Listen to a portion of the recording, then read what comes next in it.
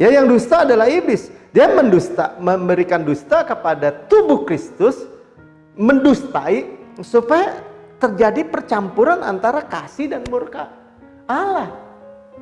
Ya Pak, tapi kan Allah juga murka. Murkanya sudah diserap semua di dalam Yesus. Di kayu salib, di Golgota. Kalau Tuhan bilang semua, ya semua. Saudara jangan jadikan justru Bapak kita pendusta dong. Iblis yang pendusta tadi dikatakan, ya, sehingga orang yang dituduhnya menjauh. Karena apa? Karena kita ini gagal, produk gagal yang seringkali juga gagal, jatuh di dalam dosa. Dan kalau Tuhan masih mengejar dosa, masih memburu dosa, ya lari semua. Karena itu kita harus dengar, harus pelajari dengan baik. Bukannya Tuhan menjadi lemah atas dosa. Tuhan menimpakan semua dosa kepada tubuh anaknya. Itu menggambarkan bahwa keadilannya, artinya Tuhan memperhitungkan semua dosa itu dengan akurat. Tidak menyapunya di bawah karpet begitu saja. Tidak matiin api neraka dengan steker gitu ya. Dengan steker lampu gitu. Enggak. Dia melakukannya secara adil. Dan secara sempurna Yesus karyanya itu mengerjakan semua buat saudara dan saya. Kayaknya mari. Ya, jadi dalam kehidupan kekristenan kita jangan mau kita menjauh dari Tuhan.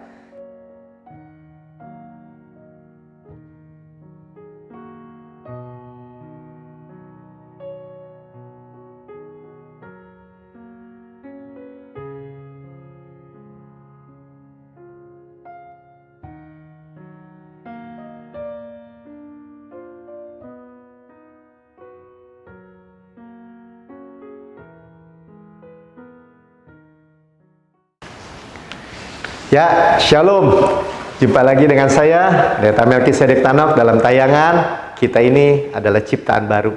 Yang lama, hukum Taurat, tuntutan sudah berlalu. Sesungguhnya yang baru, kasih karunia Allah sudah datang. Saudara paling dikasihi Tuhan. Saudara paling dikasihi oleh Bapa kita. Ya, kita akan melanjutkan buku ditakdirkan untuk berkuasa, Destined to Reign. Bagian yang kedua daripada bab 4. Ya, saudara boleh mendengar dari tayangan sebelumnya bab 4 yang bagian yang pertama. Ya, dengan judul kita telah dirampok. Ya, saudara, kita itu maksudnya adalah gereja Tuhan, tubuh Kristus. Dirampok siapa? Ya, pencuri, pembunuh, pembinasa, yaitu iblis. Ya, kita nggak mau lagi. Ya, dan bagian yang kedua ini kita akan fokus kepada bahwa Allah itu adalah kasih. Ya, sama-sama katakan Allah adalah kasih. Allah adalah kasih. Kita udah tahu Tuhan Yesus berkata di kayu salib sudah selesai. Dan Yesus dan Bapa Allah itu cannot lie. Tidak dapat berdusta. Sama-sama katakan tidak dapat berdusta. Jadi yang berdusta siapa? Iblis. Kita dirampok habis-habisan apa? Karena kena dusta iblis. Gereja Tuhan dirampok habis-habisan. Kenapa? Hubungannya dengan Bapaknya, bahwa seperti anak yang hilang, mestinya dia hidup dengan utuh, dengan berkelimpahan, dengan protektif, ya, dijagai, diprotek, dilindungi dengan semua berkat dari Bapaknya, tetapi dia mesti hidup di kandang babi, menjadi penjaga babi yang najis, yang kotor, dan mau makan makanan babi aja nggak boleh sama pemiliknya, karena iblis pencuri, pembunuh, pembinasa. Ya, dan kita akan melanjutkan. Saudara boleh mencatat beberapa ayat yang kita renungkan untuk bagian yang kedua daripada bab 4 ini. Subbabnya Allah adalah kasih, ya. Yohanes 8 ayat 44, Yohanes 8 ayat 44. 1 Yohanes 4 ayat 8, 1 Yohanes 4 ayat 8, 2 Korintus 5 ayat 21, 2 Korintus 5 ayat 21, Kolose 2 ayat 13, Kolose 2 ayat 13, Wahyu 1 ayat 8, Wahyu 1 ayat 8, dan Roma 6 ayat 14, Roma 6 ayat 14. Banyak ayat-ayatnya ya. Jadi apa yang disampaikan di dalam buku ini, Destined to Reign, itu jelas-jelas sesuai dengan firman Tuhan. Saudara nggak perlu takut. Ya, di waktu yang lalu saya katakan satu-satunya adalah belajar. Ya pelajari. Kenapa? Kita nggak mau dirampok dong. Kita mau hidup di dalam kesuksesan atau keberhasilan dalam segala aspek, keutuhan dalam segala aspek, dan berkemenangan. Dan kalau nggak terjadi, masa Tuhan yang berdusta? Nggak mungkin. Masa Tuhan Yesus yang sia-sia melakukan di kayu salib sudah selesai, gitu ya? Enggak, sudah selesai. It is finished, it is finished. Dia tidak berdusta. Dan iblislah pendusta. Coba kita baca Yohanes 8 ayat 44. Iblislah yang menjadi bapamu, ya. Ini Yesus bicara kepada orang Farisi dan kamu ingin melakukan keinginan-keinginan bapamu. Bapamu apa? Pencuri, pembunuh, peminasa. Ya membunuh ya. Ia adalah pembunuh manusia sejak semula. Jadi tujuannya adalah membunuh. Saudara dan saya jangan mau lagi dirampok. Habis dirampok soalnya nanti dibunuh dan dibinasakan. Itu tujuannya. Katakan saya tidak mau. Saya percaya Allah adalah kasih. Katakan saya percaya Allah adalah kasih. Amin? Ya amin. So be it. Dan dikatakan dan tidak hidup dalam kebenaran. Berarti dia pendusta. Dan di dalam dia tidak ada kebenaran. Berarti dia pendusta. Apabila dia berkata dusta, nah muncul ya, ia berkata atas kehendaknya sendiri, sebab ia adalah pendusta dan bapa segala dusta. Bapa kita adalah kasih, bapa kita tidak skizofrenia atau berkepribadian ganda, tidak sebentar marah, sebentar baik, sebentar murka, sebentar senang, sebentar memberkati, sebentar mengutuk, sebentar memberikan kesembuhan, sebentar lain waktu memberikan penyakit, wabah, bencana. Ya hari-hari ini orang bisa bilang, oh itu Tuhan tuh izinkan COVID, oh Tuhan tuh yang menghukum dunia, ya Tuhan tuh yang menghukum. Tuhan memberikan keselamatan, juru selamat. Tuhan Yesus yang diberikan itu menyerap semua dosa, semua hukuman, semua penghukuman. Ya saudara boleh dengar di dalam khotbah saya sebelumnya. Ya yang dusta adalah iblis. Dia memberikan dusta kepada tubuh Kristus, mendustai supaya terjadi percampuran antara kasih dan murka Allah. Ya Pak, tapi kan Allah juga murka. Murkanya sudah diserap semua di dalam Yesus. Di kayu salib, di Golgota. Kalau Tuhan bilang semua, ya semua. Saudara jangan jadikan justru Bapak kita pendusta dong. Iblis yang pendusta tadi dikatakan. Ya, sehingga orang yang dituduhnya menjauh. Karena apa? Karena kita ini gagal. Produk gagal yang seringkali juga gagal. Jatuh di dalam dosa. Dan kalau Tuhan masih mengejar dosa, masih memburu dosa, ya lari semua. Karena itu kita harus dengar, harus pelajari dengan baik. Bukannya Tuhan menjadi lemah atas dosa. Tuhan menimpakan semua dosa kepada tubuh anaknya. Itu menggambarkan bahwa keadilannya, artinya Tuhan memperhitungkan semua dosa itu dengan akurat. Tidak menyapunya di bawah karpet begitu saja. Tidak matiin api neraka dengan steker gitu ya. Dengan steker lampu gitu. Enggak. Dia melakukannya secara adil.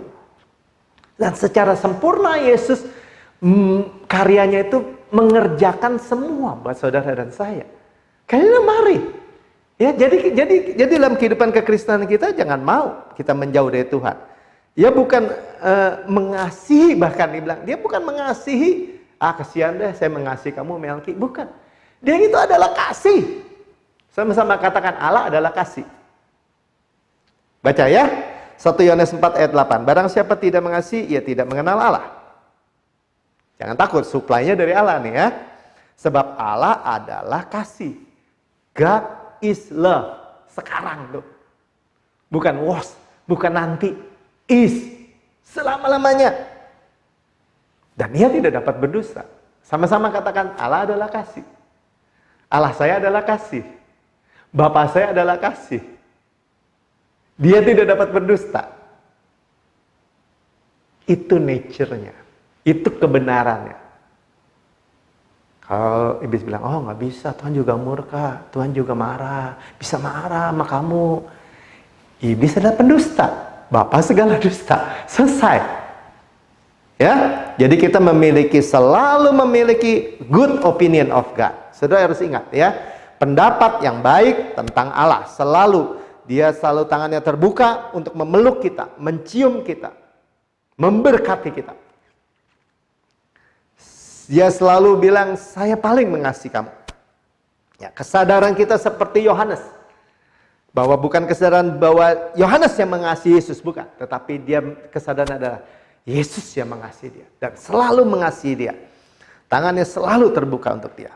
Jadi kita harus memahami covenant dengan benar. Ya, tadi dikatakan bahwa Tuhan katakan dia sudah selesai menyelesaikan dosa kita. Ayatnya apa? 2 Korintus 5 ayat 21 yang terkenal, ya. Dia yang tidak mengenal dosa telah dibuatnya menjadi dosa karena kita. Jadi Tuhan Yesus itu tidak mengenal dosa, kata Rasul Paulus di Korintus, ya, bahwa dia tidak know dosa, tidak kenal dosa. Petrus yang action berkata dia tidak berbuat dosa.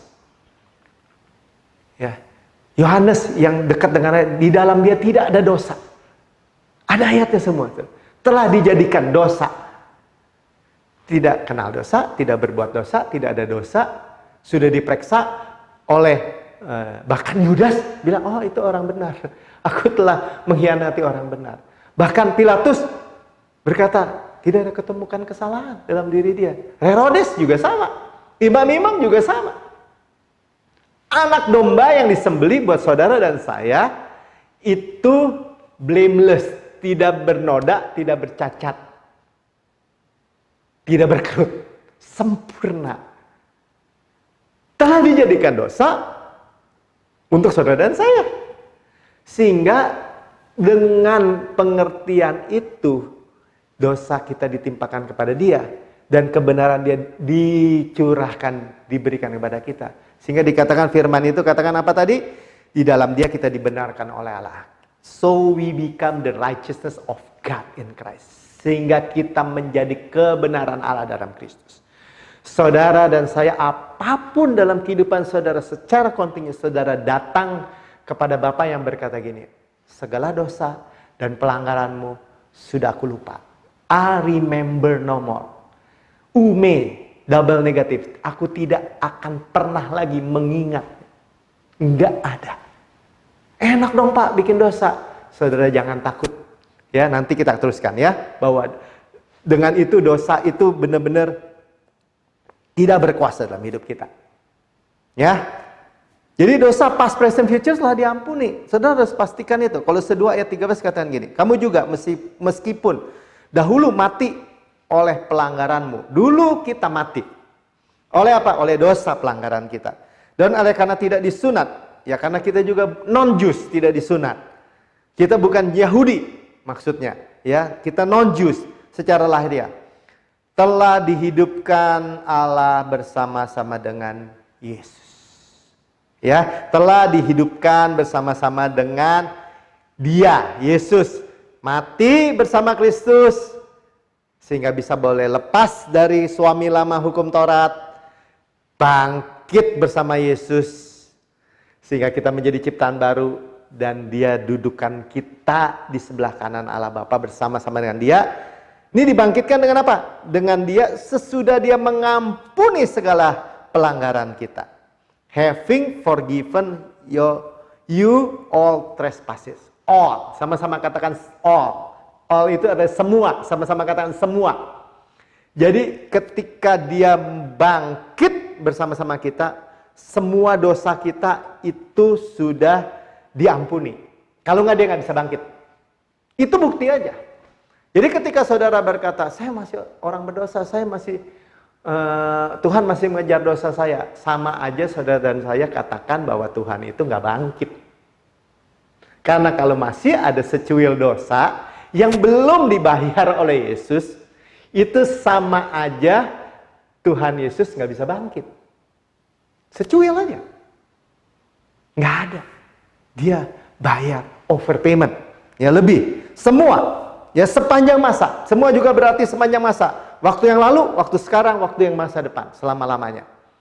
Jadi di dalam bab 4 ini kita mendengar bahwa Bapa itu selalu senang kepada kita. Bapa itu selalu tidak murka kepada kita. Bapa itu selalu menerima kita, memeluk kita. Kenapa? Karena dia tidak lagi melihat dosa itu selama-lamanya. Past, present, future. Ngomong-ngomong semua dosa kita dihapuskan. Waktu dihapuskan 2000 tahun yang lalu di kayu salib. Semua dosa kita adalah future. Saudara dengan iman hidup di dalam tahun 2020 atau saudara lahir baru misalnya seperti saya mungkin lahir baru tahun 83 dan kita bilang ya Tuhan terima kasih Tuhan mengampuni segala dosa saya sudah ditanggung oleh Yesus 2000 tahun yang lalu. Dosa saudara future dibanding 2000 tahun yang lalu. Dan dengan iman saudara percaya 2030, 2035, 2040 sampai selama-lamanya semua dosa kita sudah diampuni. Sehingga kita adalah kebenaran Allah. Ya kita memiliki perspektif waktu linear. Tuhan memiliki waktu kekal. Sama-sama katakan perspektif waktu kekal.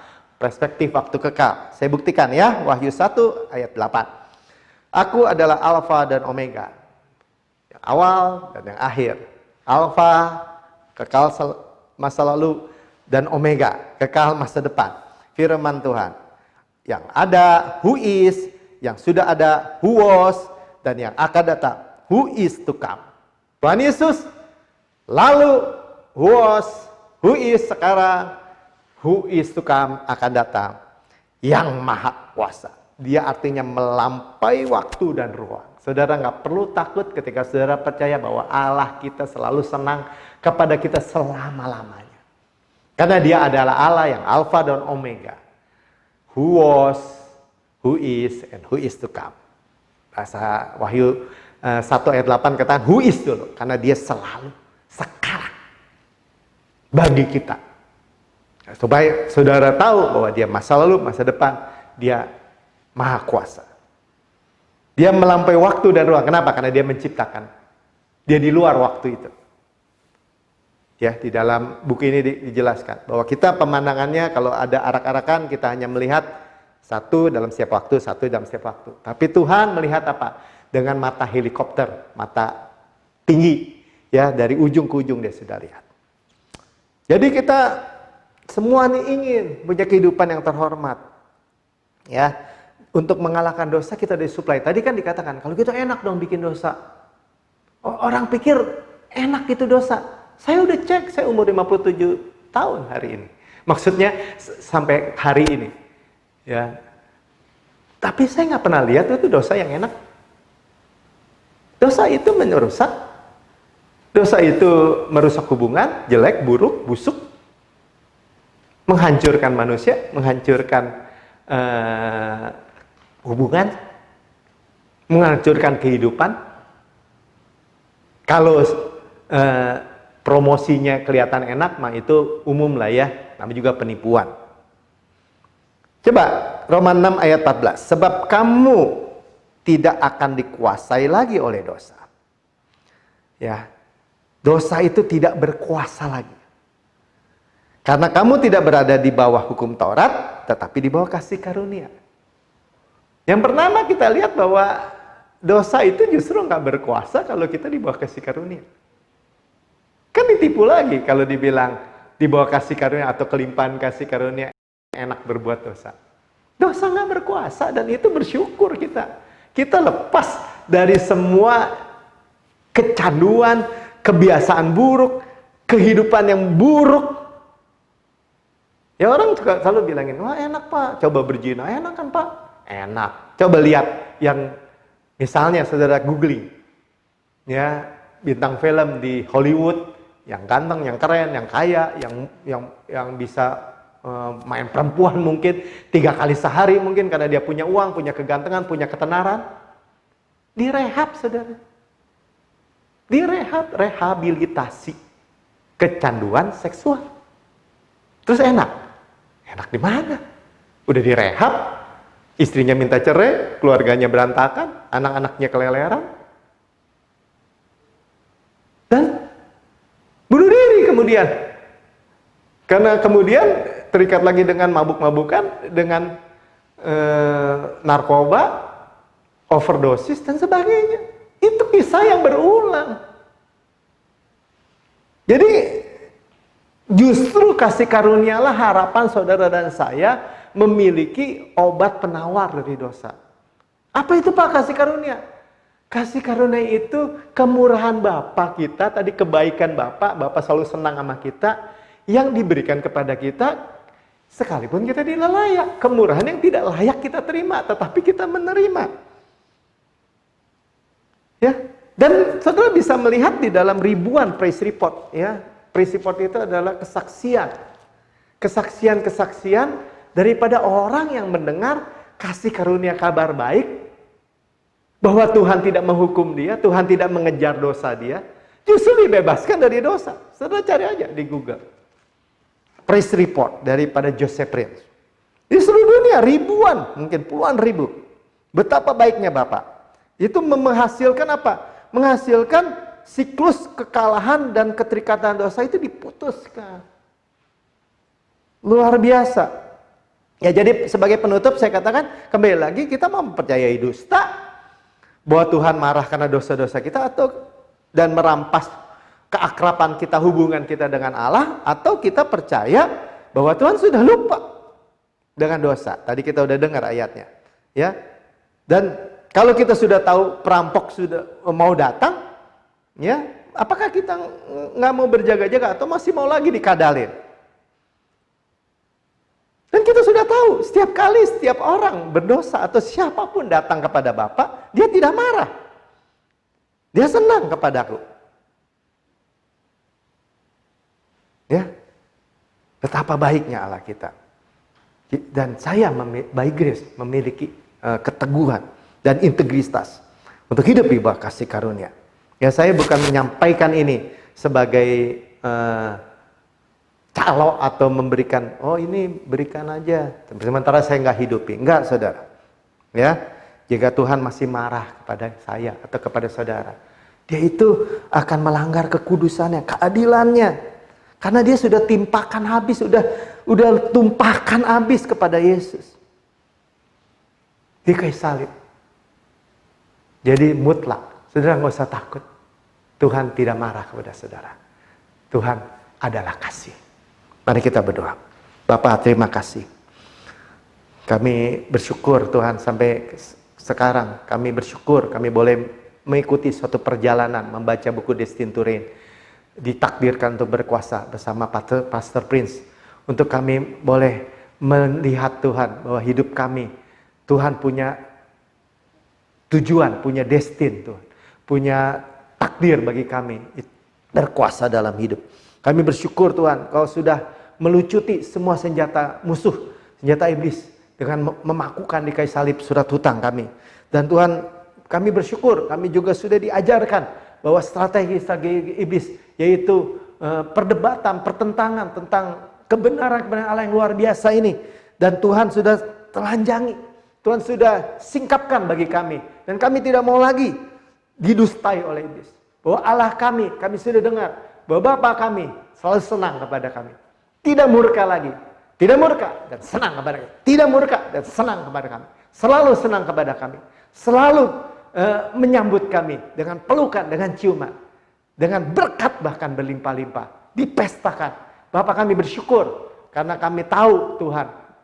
Dan perjalanan kami boleh menikmati kesuksesan atau keberhasilan yang utuh. Keutuhan dari roh, jiwa, tubuh, dan kemenangan demi kemenangan. Mulai saat ini kami tahu ya Tuhan, bahwa semua berkat-berkat Tuhan tidak lagi terhalang. Karena penipu, pendusta itu sudah dilucuti, sudah disingkapkan. Perampok sudah disingkapkan. Dan kami terima berkat dari Bapa. Semua yang sakit disembuhkan, semua yang terikat dilepaskan, semua yang mengalami masalah keuangan, masalah keluarga, masalah hubungan, semuanya diberikan jalan keluar. Karena saudara dan saya sudah dibayar lunas oleh darah Yesus, oleh karya Yesus yang sempurna. di kayu salib di Golgota. Di dalam nama Tuhan Yesus. Haleluya. Amin.